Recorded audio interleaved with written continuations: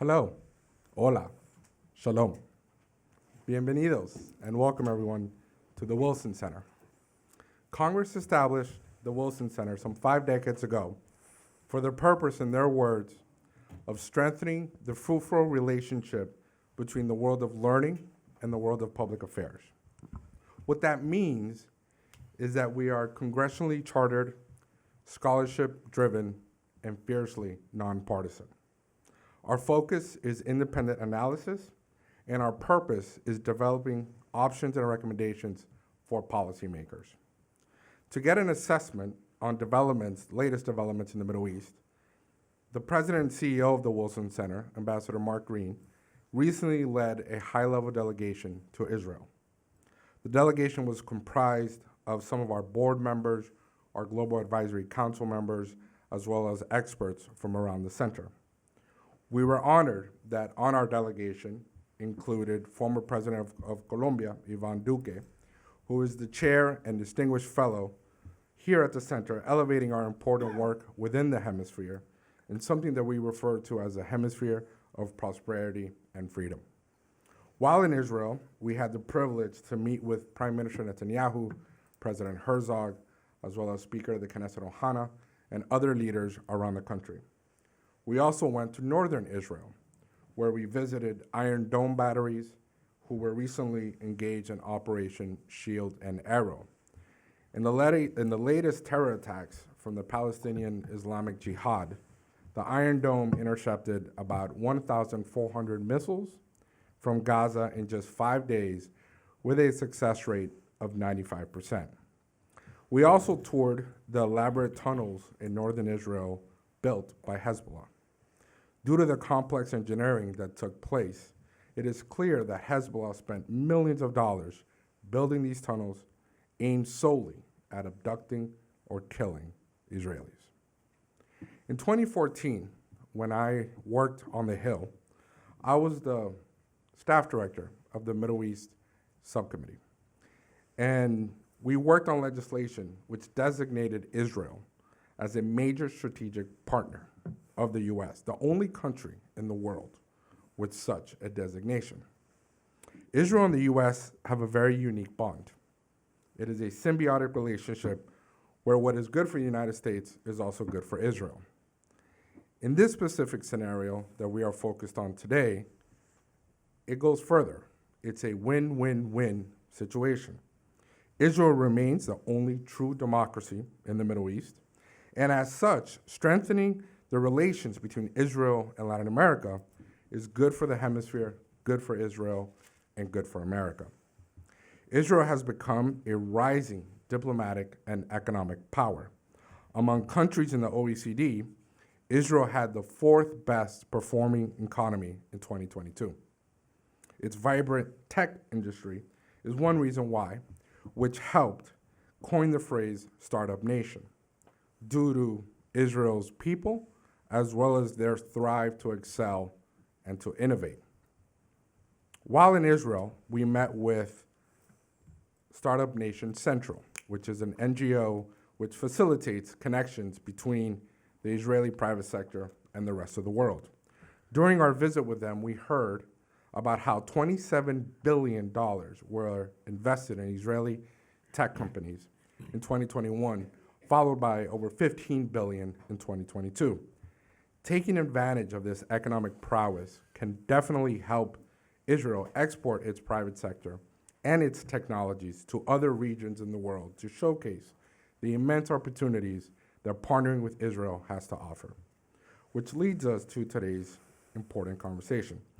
As Israel celebrates 75 years of statehood, it is a moment to mark how Israel's influence and reach extends well beyond its immediate neighborhood. Israel is not merely a place. It stands for a commitment to markets and ideas that makes it an increasingly important influence on the world stage. And nowhere is that more true than in the Americas.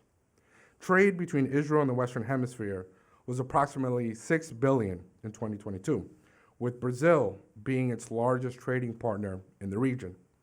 However, the relationship is also not without its challenges. As we have witnessed time and time again, Iran continues to seek influence, spread terror, and undermine democracies in the region. We cannot forget about the bombing of Israel's embassy in Argentina in '92, and then against the Jewish Community Center, again in Argentina in '94. In 2011, there was also the Iranian plot to try to hire a Mexican cartel to assassinate the Saudi ambassador in the US.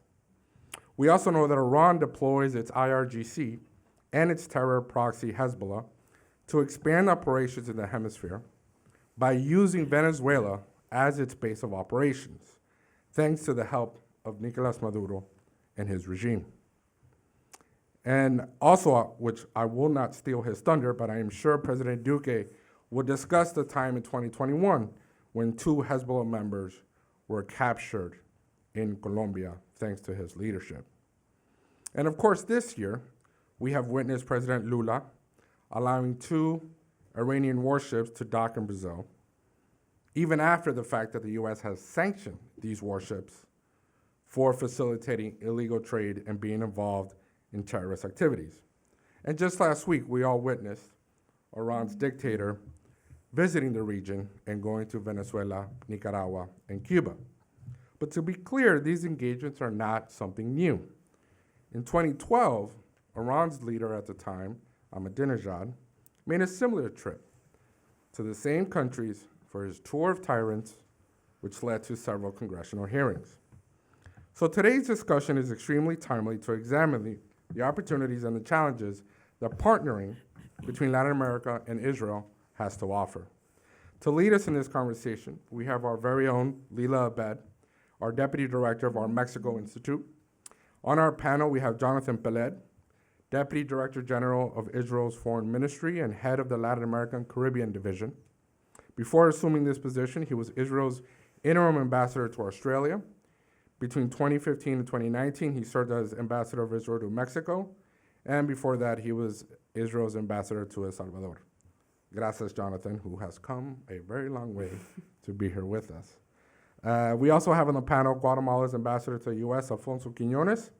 Before becoming ambassador, Alfonso was a public affairs manager for a large industrial conglomerate in Guatemala for a period of 5 years, and formerly a senior official at the Organization of American States. Gracias, amigo.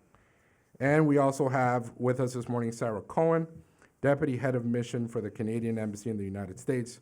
Thank you, Sarah, for being here with us. After our panel discussion, we will hear from President Duque, who will offer closing remarks and offer his observations. And lastly, I also want to acknowledge and thank the Wilson Center programs on the Middle East, Latin America, Canada, and Mexico for co-sponsoring this event this morning, as well as the Hemisphere of Prosperity and Freedom. So, muchísimas gracias, thank you, and toda. Lila, over to you. Thank you, Eddie, and thank you to everybody that is joining us here in person this morning, and to those watching virtually, welcome to the Wilson Center. I'm Lila Abed, I'm the Deputy Director of the Mexico Institute, and it is truly my pleasure and honor to moderate this panel that celebrates 75 years of statehood for the State of Israel, and Israel's growing influence and historic presence in Latin America. Israel has a long-standing and historic friendship with the Western Hemisphere. There are many Jewish communities in the region, and Israel has a vast array of economic and commercial agreements and technology cooperation. In fact, and as Eddie highlighted, but I think it's worth reiterating, trade between Israel and the Western Hemisphere was approximately $6 billion in 2022, with Brazil being its largest trading partner. So to delve into this strategic and important relationship, our 3 distinguished panelists will share their views and perspectives on the history, opportunities, and challenges that Israel faces in Latin America today. We will begin today's panel with Ambassador Peled. Again, welcome to the Wilson Center. Ambassador, to sort of set the stage and tone for this conversation, could you share what the common interests are for Israel in Latin America? Sure, thank you very much. May I just make one small correction? When you say the trade with the Western Hemisphere, that's of course only Latin America. That's true. Not the North Caribbean. America. That's $6 billion is barely 5% of our export. I would say really, first of all, thank you for inviting me here. 75 years of really a miracle come into reality, and a lot thanks to Latin American countries. Of course, the United States and other great friends. The Latin American countries were the most important force in the establishment of the Plan of Partition in 1947. 13 out of 33 countries that supported the partition of what then was Palestine were from Latin America, and that's a friendship which has held ever since then. Guatemala, Uruguay, Brazil, all these countries contributed a lot and recognized the State of Israel. They have large Jewish communities, as you've mentioned. There is, I think, a very great popular support in Latin America, which maybe began more on a religious Catholic note. Now it's become more evangelic, but it's still a matter of faith. And of course, we share common interests and common values, the value of democracy, of the law, rule of law, free and open markets. And so I think that brings us to a very important platform or basis for a solid relationship between Israel and all Latin American countries. And just one last thing, we have relations with all Latin American and the Caribbean countries, except for Venezuela and Cuba, who cut their relations with us from their side. And if I may, I think in 2022, Israel celebrated 70 years of relations with Mexico. That is correct. I had to plug that in there, Mexico Institute. So Ambassador Quiñones, over to you. Guatemala has a historic relationship with Israel, including important votes at the UN and the move of the embassy to Jerusalem. Can you elaborate on how the relationship has evolved in the last 75 years and share some lessons that you have learned? Thank you, Lila, and thank you for the Wilson Center for organizing this timely event. Well, Guatemala, it's a historic relations with Israel. Jonathan mentioned part of it. Guatemala's ambassador to the UN in 1947 was an active participant on the Committee for the Partition of Palestine, and we casted the decisive votes there, and we also lobbied other Latin American countries so they would support Resolution 181 then. But beyond that, Guatemala has a number of firsts in the relationship with Israel. Guatemala was the first country in Latin America that established diplomatic relations with Israel. That was May the 14th, 1948. But there was another first that people are not very aware. Guatemala was the first country that had an embassy in Jerusalem in the 50s. Obviously, we moved it because of the pressure that existed in the 80s to Tel Aviv. But as you may know, in May 2018, we opened our embassy back into Jerusalem. We have been very consistent in our voting at the UN, and we do it because of something that Jonathan mentioned, which is very important, which is values and principles. I think that is what has to guide your diplomatic relations. Or issues such as recognizing the threat of Hezbollah and declaring Hezbollah a terrorist group, which we have done, and I don't know how many countries in Latin America has done that, but I think it's something that it's important to be mentioned. We also receive a lot of support when it was most needed from Israel throughout our history. Logistical support, technical support, and even military support during the internal confrontation that we had during the 70s and 80s. And if we have not received that, the history of Guatemala would be very, very different today, and we are very grateful for that. I think in terms of lessons, I think, and without putting it in a transactional manner, I think being a friend of Israel pays off, and in different ways. Obviously, there is the issue of trade, there is the issue of support, but there is also the issue of values and principles. There is the issue of standing for what is right at the UN. For instance, we were one of the 9 countries that voted against a resolution that condemned the transfer of the embassy of the United States to Jerusalem. And I would sum up with a saying that goes more or less like, there is no better friend than an old friend. And that's the case between Guatemala and the United States, Guatemala and Israel, and we are very proud of it. And I think, Ambassador, what you just said, being a friend of Israel always pays off. It's sort of what Eddie was kind of referring to as it's a win-win situation. Sarah, through its consistent engagement with partners in the Americas, Canada has developed strong ties with the Western Hemisphere, playing an active role in trade and environmental and human rights dialogues, while building a strong record of engagement on some of the more challenging issues facing the region. So can you tell us more about Canada's engagement and relationship with the Western Hemisphere? Sure. Thank you so much, Leila, and thank you so much to the Wilson Center for the invitation and the opportunity to be here, to my distinguished co-panelists, President Duque as well.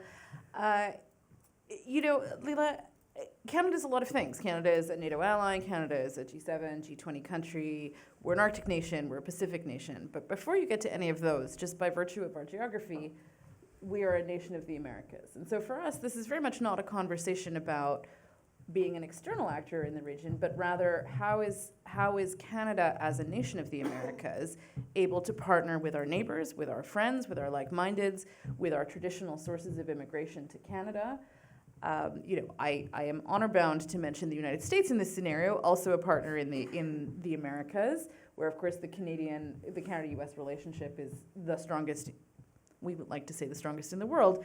Our shared border, $2 billion of trade a day, cooperation in energy security and continental defense, but also partnership in the Americas region that we share.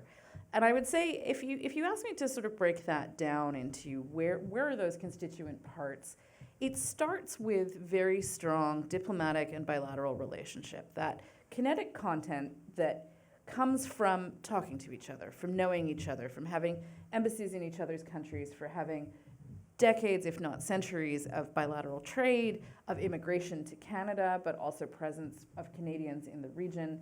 And that's a history by virtue of our geography and by virtue of where we sit in the world that is terribly important to us and that has underpinned what I would say is quite a significant uptick in recent years in terms of just that connection between leadership, that connection between people, bilateral engagement, and that takes a variety of forms. That takes regular bilateral consultations, that takes leader-level engagement, that takes engagement at the level of cabinet ministers, not necessarily just foreign ministers, but our trade ministers and our labor ministers and our immigration ministers, so that we can understand, so that we can listen, so that we can understand each other's perspectives and work together towards common goals. These common values and human rights principles and democracy principles that already Jonathan and Alfonso have mentioned as things that are cross-cutting and that unify us throughout the region. When you look at Canada's trade with the region, just some highlights there, and this comes after decades and longstanding presence in mining and oil and gas, in clean tech, in financial services in the Caribbean. We have 8 free trade agreements in the Americas. Those are negotiated over time and underpin that common commitment where it exists to free market principles. In November 2022, we've launched another round of exploratory conversations with Ecuador towards a new FTA. We're well advanced in our conversations with Mercosur. Brazil is, as many have pointed out, our largest trading partner in the region. We share that as well. Canadian direct investment in the region, $404 billion in 2022, and that's over 20% of our global foreign direct investment. So you can see how those are linkages that lead to relationships over time. We're also active in international assistance in the region. We're also looking at, the figures I have are $862.3 million in 2021 and 2022. But what I would just say there is, as we look at where Canada, through its feminist international assistance policy and in keeping with our feminist foreign policy, is looking to program, in issues like gender equality, human rights, health, inclusive governance, climate change, education, economic growth, and peace and security, this comes out of these conversations that I mentioned, where you actually try to understand the perspectives and the priorities of governments who are in the region, who are looking to deliver on their agendas, to deliver dividends of democracy to their people, and to deliver through assistance where we can be helpful on those common cause agendas. Climate change, obviously, when we're talking about the Caribbean, is a huge area of focus for us. And then you look at all of those various other structures that are in place that allow us to have those contacts. The Summit of the Americas process, the OAS General Assembly, which is here in Washington this week, frameworks like the Americas Partnership for Economic Prosperity, the LA Declaration for Migration, which I will actually be attending this afternoon as we celebrate the first anniversary of that. And other mechanisms where we can engage multilaterally, but also with those sub-regional groupings, either where Canada's a member, so the North American Leaders Summit construct, or with the CARICOM, or with the Alliance for Democracy and Development that was championed by several Central American countries. I'll leave it there. Lila, I can go on for quite a bit about Canada's engagement in the Americas, but I think you've got other questions. Well, and we'll have time to hear more from you, Sarah. And I think a common thread that from all three presentations are the shared values, principles, and democracy, right? But Ambassador Pillette, Eddie also referred to this when he opened this event today. There are serious obstacles, right, and threats that are still lingering in the region. So what are the challenges Israel faces vis-a-vis countries in the continent? Absolutely. I will just add that I think, just to add to your motto, it's aid in good times and aid in bad times. This is what we like to see our friendship with Latin America. And of course, as Ambassador Quinones very graciously mentioned, Israeli humanitarian aid and technical assistance. We've had over 100,000 trainees from Latin America over the last 60 years of cooperation, which is a big number of trainees trained either in Israel, in courses in Israel, or in their respective countries. So that's another important pillar of our foreign relations with Latin America. Coming back to your question about the main challenges, I would say I would put them in three categories. First is on the political level. I think our challenge today is to ensure, convince, persuade governments in Latin America that the relationship with Israel is not a zero-sum game. We have less pro-Israel governments currently in the continent, which is fine as long as we are not faced with this pro-Palestinian is a zero-sum game in terms of having relations with Israel. So you can be pro-Palestinian, pro-Arab, pro-everything. That shouldn't be a detriment to the relationship with Israel. So that, I think, is our biggest challenge on the political level. On the economic, technological level, I think we need to work hard, not take things for granted, make sure that Israel continues to be relevant and can provide and offer added value in terms of its high tech, in terms of its innovation, in terms of helping Latin American countries create their own innovation ecosystems, and of course continue cooperating on innovation and entrepreneurship. And the third level is the level of security. And here, as also Eddie alluded to, our concern for security in Latin America, first and foremost from external components such as Iran, and the Iranian incursion or involvement in Venezuela is something which we're following closely. It's a matter of concern not only to us, but to all countries of the region. Unfortunately, we've suffered two of the worst terrorist attacks on Latin American soil were conducted by Hezbollah and directed by Iran. So we have proof that that is not only we're not only crying wolf, we have clear evidence that that has already been the fact. So I think we need to make sure, together with our friends in Colombia and all in Argentina, well, the whole continent really, to keep an eye on Iranian, Hezbollah, and other dangerous elements from setting foot in Latin America. So I would say political, economic, security, those would be, in my view, the three major challenges we face today. Okay. Ambassador Quinones, do you share those same challenges in the region, but also what kind of opportunities do you see for Israel in Latin America? I think that Jonathan presented a picture that it's the reality of the situation right now. I would elaborate a little bit more on two of the issues, perhaps. One of them is something that he didn't mention, but I think it's important to mention, which is anti-Semitism. Unfortunately, it's alive and well. and we have to combat that. That's one element.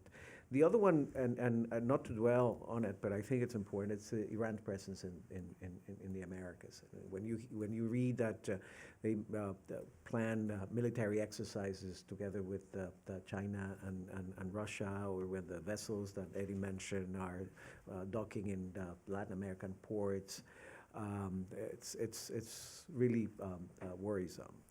And the other element also has to do how some of the countries of the region behave in international organizations and how they vote in relation to some of the issues that are important for Israel. So those elements, I think, are important to rescue. In terms of kind of things to do, and it's been mentioned here, Israel is an economic powerhouse.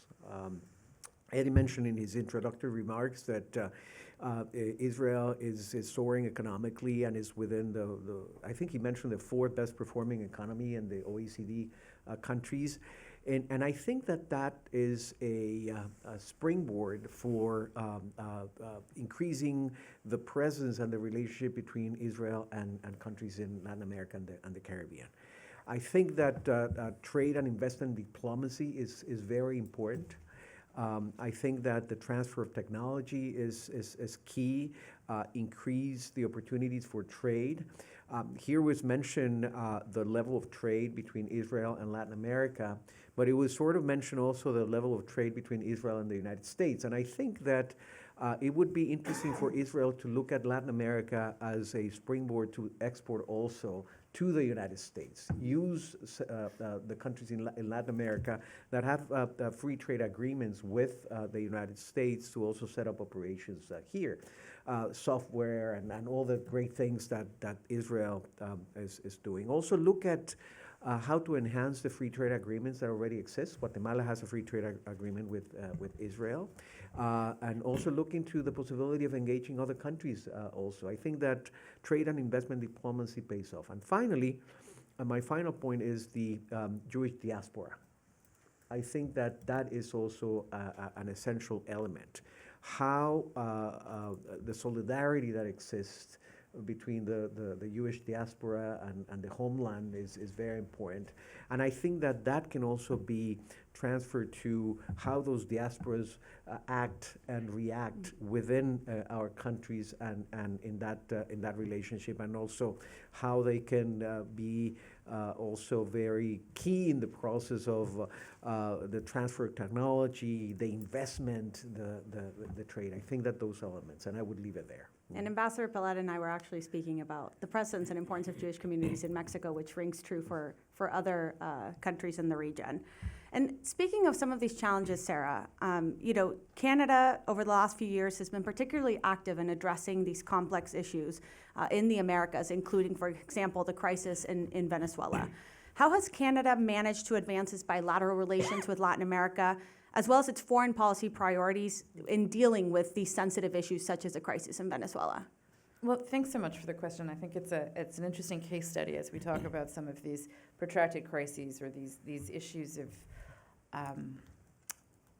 these issues within the region where perhaps we're not talking about an alignment with democratic values and we're not talking about an alignment with human rights, but rather how do we all come together as the international community to promote and protect these concepts. And I think where Canada has really striven in Venezuela to play a constructive role is as a bridge builder between these various voices, all of us who support a negotiated outcome, who support a return to democracy, who support the idea that there be basic fundamental principles of democracy that lead to governments being elected of either stripe. And as you look at the multiplicity of players in that space, of course there's the United States, of course there is the European Union, and there has quite crucially been significant involvement from individual countries, but also coming together as a group from Latin America and the Caribbean.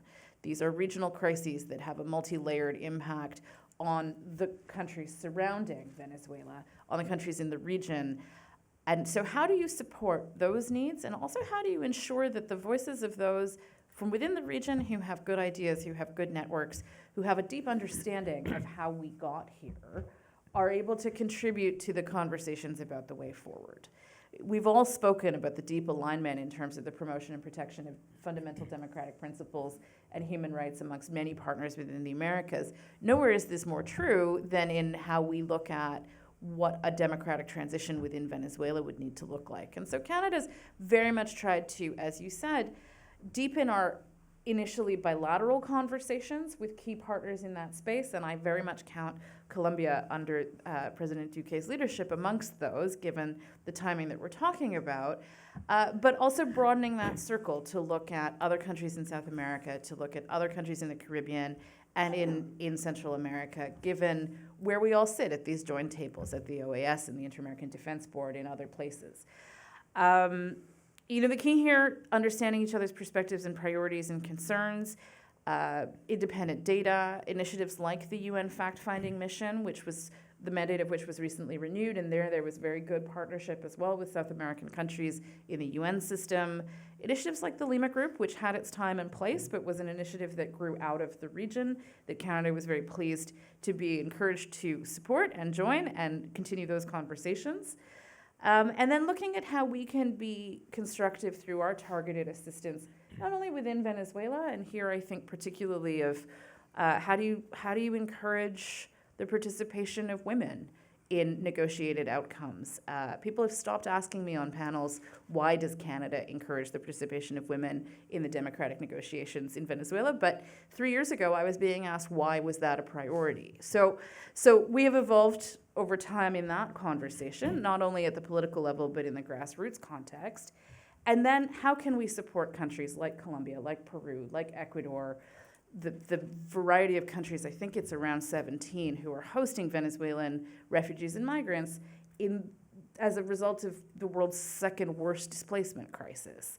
And there as well, Canada was pleased to convene in 2021 for a virtual donors conference, given the timing, and then to co-host in 2023, a platform as we all seek to support those countries who have taken very brave steps and very interesting policy initiatives to support those Venezuelans who have had to leave their homes given the declining situation in their country.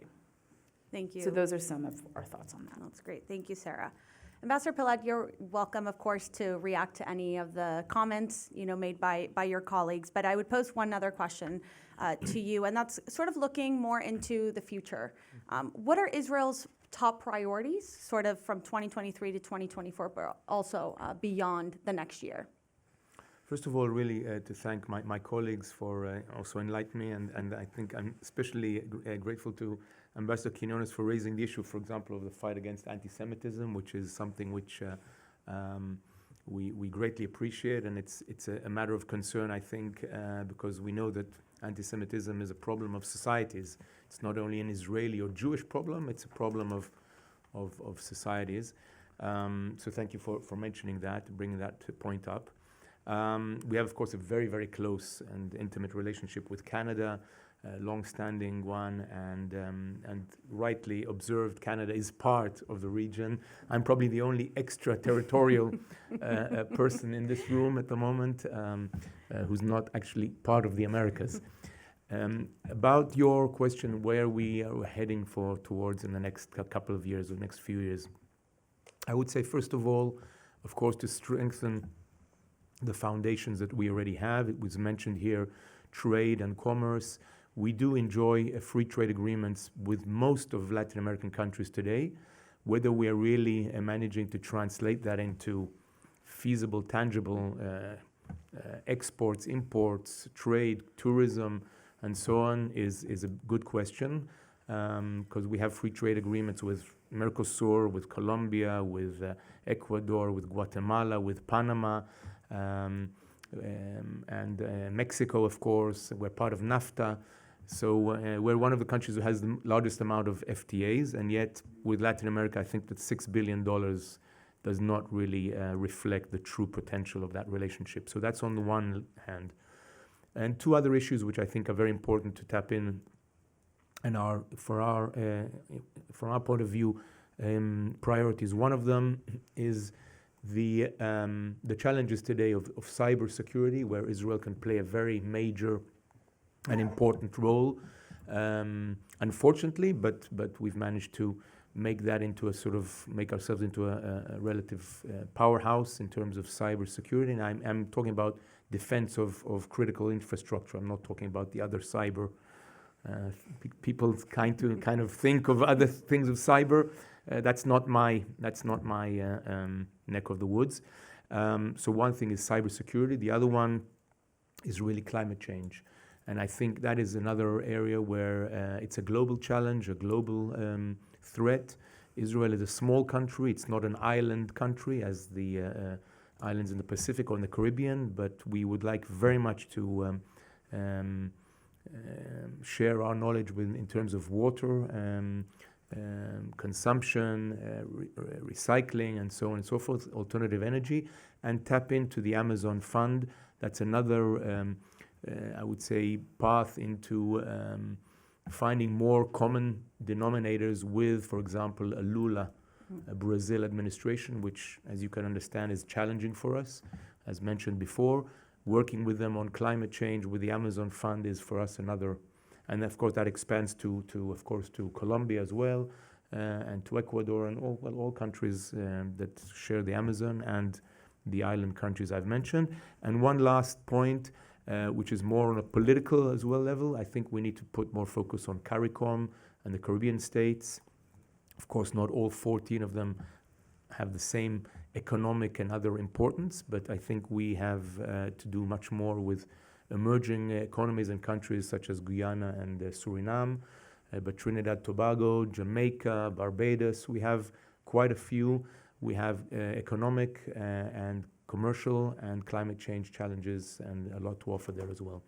So that's where I would define our top priorities at this moment. So just to recap, strengthening foundation, cybersecurity, climate change, and focus on CARICOM and Caribbean states.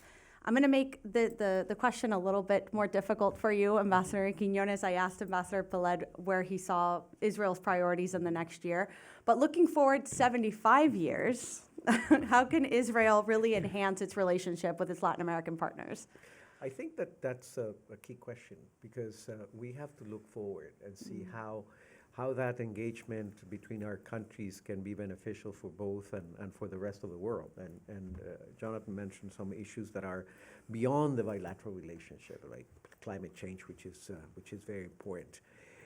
I think that something that has to be done is winning the hearts and minds of people. And I think that is achievable with more engagement. Engagement at the level of government through diplomacy, through trade, through investment, but also through the role of the Jewish diaspora around the world. In the case of Guatemala, they do a great job, and in Guatemala, the evangelical community is pretty large, and they have an incredible relationship with Israel. You see flags of Israel all over the evangelical churches and so on. So that's one point. The other one that I think is important is continue working towards normalization with the Arab world. That is key, because that impacts the actions and reactions of some countries. We were very happy. We were very pleased to see the Abraham Accords and going beyond that, Abraham Accords 2.0, whatever you want to call it. But I think that is key in the overall relationship in the world. And finally, I would rescue something that I mentioned at the beginning, which is the issue of values and principles. That is what should drive your engagement, your diplomatic relations, which is the same situation that we have, for instance, in our relationship with Taiwan and not with China. I just want to mention a final point, which we have benefited from the support of Israel on the issue of cybersecurity. We have suffered a lot of attacks by China and Russia. Russia because our stand on the issue of Ukraine, and China obviously because of our relationship with Taiwan. But those are the kind of things that would foster, not in the case of Guatemala, because I do not foresee any change in the friendship that we have with Israel, but with other countries, I think that those issues would really make it happen. Wonderful. Thank you, Ambassador.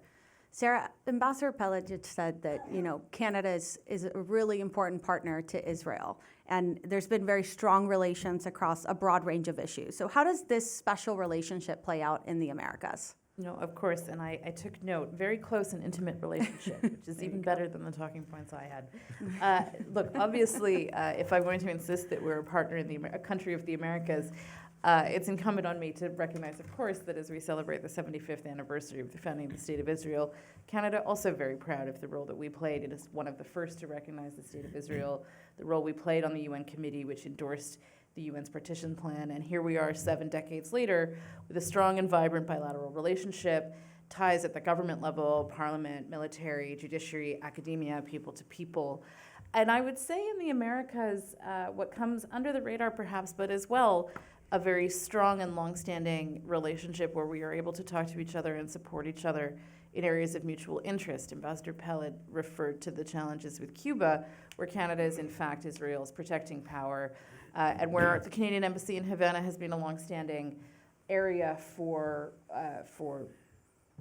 Jews to come together in Cuba so that we are able to support Israel in that way. Other conversations and constructs existed in Venezuela at various times before we were required to close our embassy. And I would say, as I look through Ambassador Pellet's list, I see so much alignment with some of the emerging trends that we are trying to support countries in the Americas as they work out their own policies and priorities in these areas. I'm struck in particular, given how aligned both Canada and Israel are in conversations around climate change and the sort of underlying thread here that many of us have mentioned about small island developing states, including the Caribbean, where there's so many needs in terms of financing, in terms of how do we move forward together in the region, but also on the planet. So I would say that is obviously a very interesting area of convergence. And then would just like to highlight just one other initiative that sometimes flies under the radar, but we have an initiative with Israel called the Joint Canada-Israel Health Research Program, which is a $60 million partnership, partially funded by Canada's International Development Research Centre and the Canadian Institutes of Health Research. And the idea there is it supports world-class research teams in Canada, pulling on this thread of the expertise in the biomedical and in the health sphere. Coming out of the pandemic, I can't imagine a more important place when we look at how disproportionately impacted Latin America and the Caribbean was, frankly, in terms of those early days of the pandemic in particular. And we are already working together, Canadian and Israeli and Peruvian researchers in biomedical and in global health issues. And so that's just one exciting example that I can offer you, where Canada and Israel are already very much looking to leverage the synergies of an extraordinarily positive bilateral relationship in an area that's obviously of interest to both of our countries. Well, and like you said, that's another key area where, the relationship can be expanded, and health most definitely is at the forefront of that. We have, I think, 2 minutes for closing remarks, 2 minutes each, 2 to 3 minutes each. So we'll start with you, Ambassador Pellet. I'll take advantage of these 2 minutes really just to say that I'm humbled, both personally but more in terms of Israel being really a small country, but enjoying such great support and friendship from personal friendships from my colleagues here on the table and from their countries. Their support is something which we don't take for granted, and I think it's very heartwarming here to be in the United States, in the Wilson Center, and to feel that Israel is still relevant, is still alive and kicking, has a lot to offer, has a lot to improve on, no doubt. We're going through challenging times now, but we continue to believe that we're a beacon of democracy and human rights and rule of law. And we would like to continue being a partner, a friend, an ally, and offer our humble and modest assistance to developing countries and to more developed countries, and continue to see this great friendship with Canada, with Guatemala, with Colombia, with all countries. And so I really just want to appreciate on behalf of myself and my country for this reception and for this continued support and friendship. Thank you very much. Thank you. Ambassador Quiñones. Thank you, Lila. And I think that we can sum up with something that was mentioned by Eddie and also by some of us, which is the win-win-win that exists in the relationship between our countries and Israel. And we can add a number of wins after those three, because there are a lot of opportunities on trade, on investment, on the relationship of the diaspora that I mentioned, which we see as a very, very important one. And also the opportunities that exist to continue supporting, based on values and principles, what takes place in the international arena. Rooting for what is right, and not being somehow pushed around or be afraid of taking a stand on what is right because you would be sort of punished. And I will finish with an anecdote here related to that. When we moved our embassy to Jerusalem in 2018, there were a number of doomsayers that said that we were going to be cut in our trade relationship with the Arab world, which was very important. It's very important on a certain particular crop that we have in Guatemala, which it's called cardamom, and they are the largest buyers. And actually, that didn't happen. Actually, increased the trade after that because of the not because of the move, obviously, but nothing happened on that front. So I think that doing the right thing, continuing with strong friendship. I think that also Israel has an opportunity, and if they play their cards right in terms of technical assistance, in terms of the capacity building that they have with our countries, increasing, enhancing trade, and having more free trade agreements, and so on and so forth, would make the next 75 years a flourishing ones in the relationship between our two regions. But at the end of the day, it has to do with friendship, it has to do with values, it has to do with principles. That's the way we see it. Thank you. Ambassador Sarah? Thanks so much. So I can't agree more with everything that Jonathan and Alfonso have said. I would just add, in a world where the geopolitical shifts right now can be quite terrifying for practitioners of foreign policy and quite an enormous challenge for our global leadership. The concept of friends, the concept of alignment, the concept of protection and values and promotion of democracy, of human rights, of free and open trade, of prosperity and security is a space where we all need to double down, and where we have friends, where we have longstanding and proud friendships with countries like Israel, and for Canada with countries in the Americas. I can't think of a better moment in time to be having these conversations, and I very much appreciate the opportunity to participate today. But I can't think of a better time for all of us to be doubling down in that space of friendship and alignment, but also to ensure that populations see the dividends of a democratic process, that populations are able to increase their prosperity and their security, and that governments are able to govern according to those democratic principles. So, in the spirit of friendship, thank you so much to all of you, new friends and old. Well, and on behalf of the Wilson Center, thank you to our three distinguished panelists for joining us today. And we now invite President Duque to give his keynote address.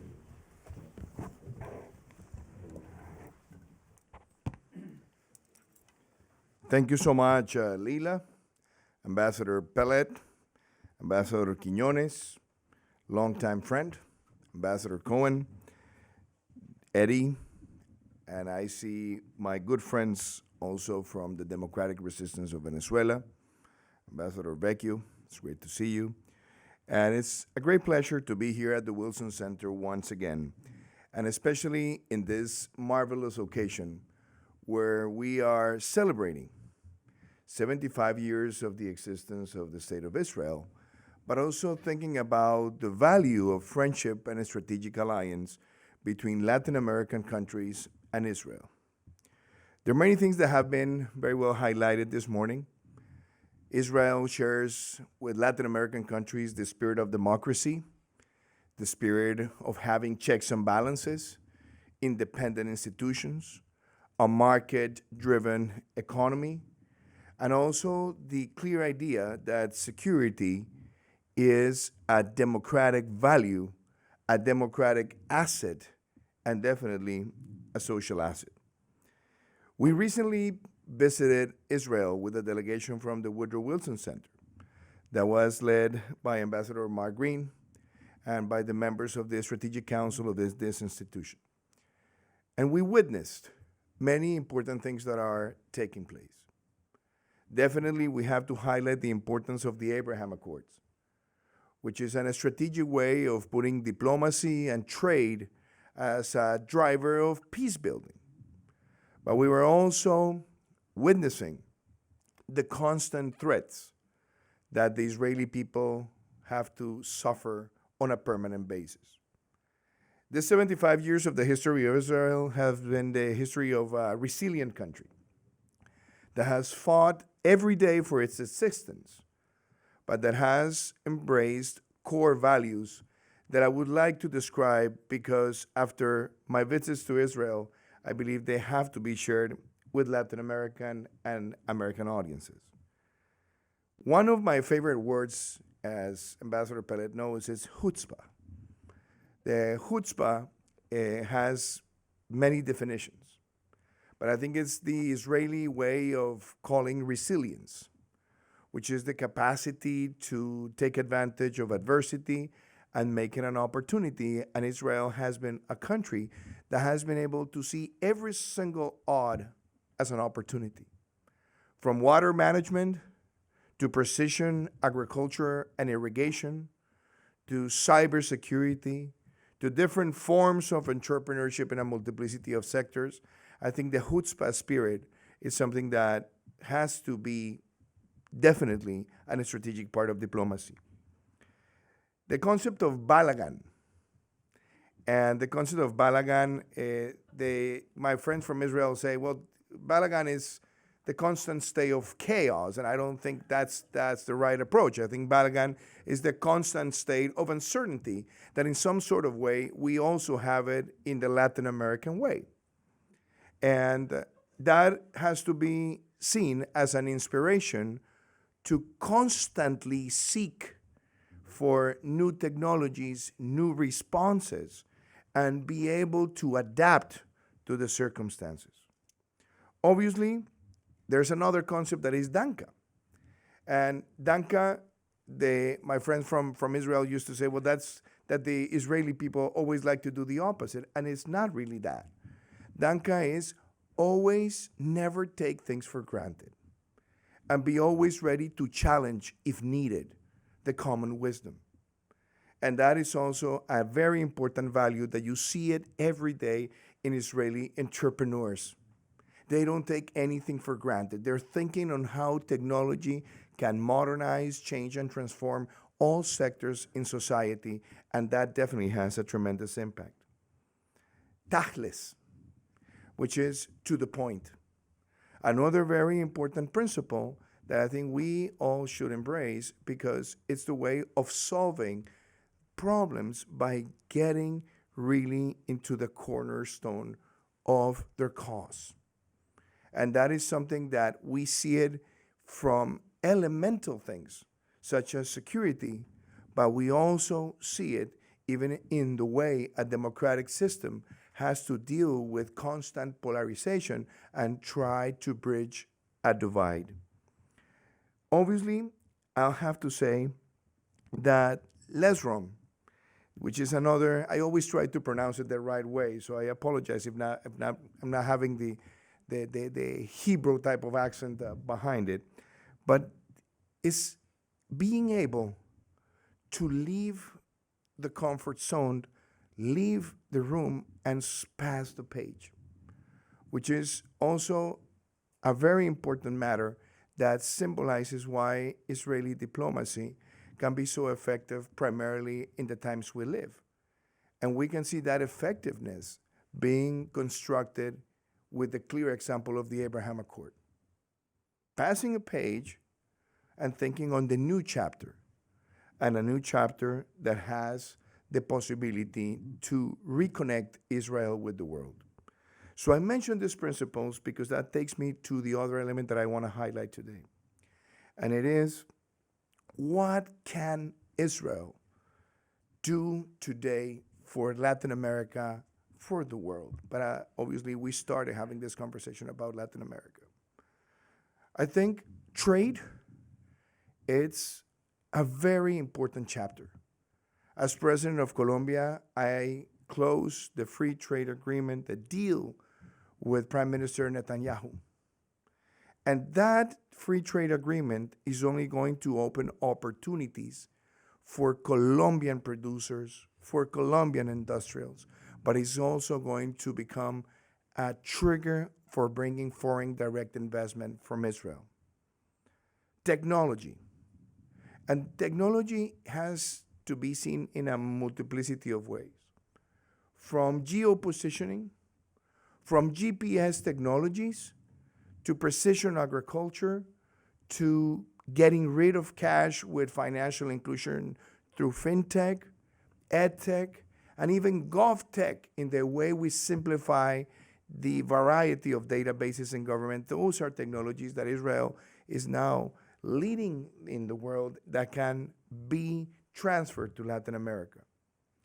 Entrepreneurship, I highlighted again, but I highlighted again with the concept of the Startup Nation. We were able to visit the Startup Nation Central. We were able to talk with many of the people who have been seeing that concept as a technology that has to be shared with the world, starting from the Josma funds 30 years ago that were the first chapters of government-driven private equity and venture capital to promote strategic sectors, and later given to the private sector fully so that it can irrigate as much capital as needed to transform society. I think that Startup Nation concept is crucial. And as we said in our conversation with Eddie Acevedo and Ambassador Green, this is the right instrument today to fight anti-Semitism using soft diplomacy, because it's the way of allowing many young entrepreneurs from different parts of the world to visit Israel, know the history of Israel, and be able to gather, mingle, and jointly construct what has to be a new joint co-creation of technological base in our countries. Definitely security, and specifically cybersecurity. You remember, Ambassador Pellet, during my visit as head of state, I was challenged by someone who asked me the question, which is the most attacked company in the world by cyber attacks? And it is the Israeli energy company. But they have been able to develop a massive capacity of response that can be also transferred as a technology for many government agencies. And I believe that's also a must in the new way that we have a diplomacy with Israel. And last but not least, we had a tremendous experience during our visit to Israel, which was the visit to the city of David. We were there with an amazing group of archaeologists, entrepreneurs, but also people who understand more than just religion, the value of religious history. And every single day, they are identifying new discoveries that can help us understand world history. And the city of David would not be the success that it is without the clear support of the Israeli government. And that's why we see not only members of the world Jewish community, but we see Christians, evangelicals, Catholics that go every day and try to discover their roots, but also based on that well-organized capacity of putting history as a diplomatic tool to invite the world to meet Israel. And I think that is also a major achievement.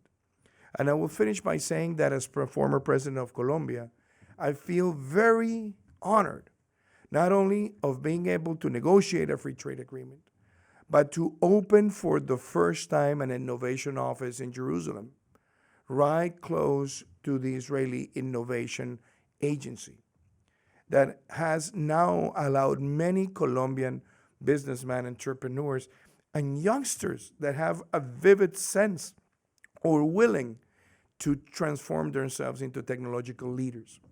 And I feel also very honored that we also fought terrorism jointly with Israel.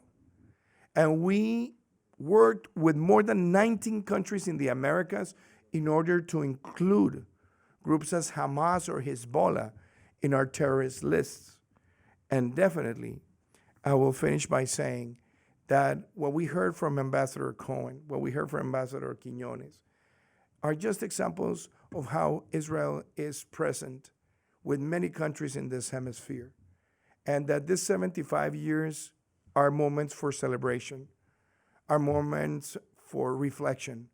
But what we expect is that we can defeat anti-Semitism by focusing on all these values that once they're shared, they clearly demolish many of the prejudices that have been planted with the sake of destroying the image of a country that since their early beginnings has fought for the good well-being of their people. Thank you very much.